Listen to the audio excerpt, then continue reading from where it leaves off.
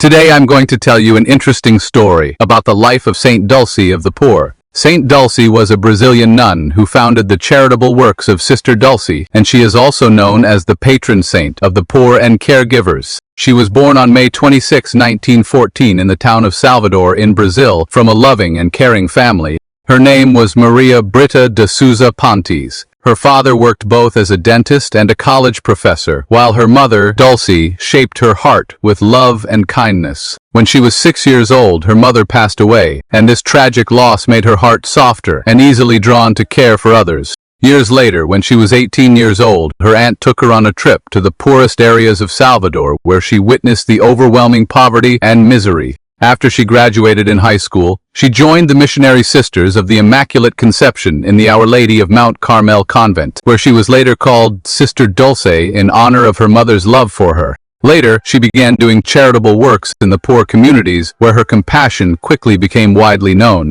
Because she had few resources, she went out every day searching for food and medicine to care for the poor who were living on the streets. As more people witnessed her kindness, they began calling her the Angel of Alegados, and even more people came to her for help. In 1939, she started sheltering the sick and homeless in abandoned houses in Salvador. At first, everything went well, but the property owners forced them to leave, and she moved her shelter to an old fish market. However, the city authorities refused to allow them to stay there and ordered them out once again. Determined not to abandon the poor, she turned to the Mother Superior of her convent and asked permission to use the convent's chicken yard as a temporary shelter. There, she cared for many sick people, providing them with medicine, food, and a safe place to rest. And over time, more and more people came to her to seek refuge and assistance. Later, her work gained attention and support, and the humble chicken yard shelter gradually grew into a hospital, which is now called Hospital San Antonio, which is now the heart of a large network of medical, social, and educational services that continues to serve millions of poor people of Bahia and throughout Brazil.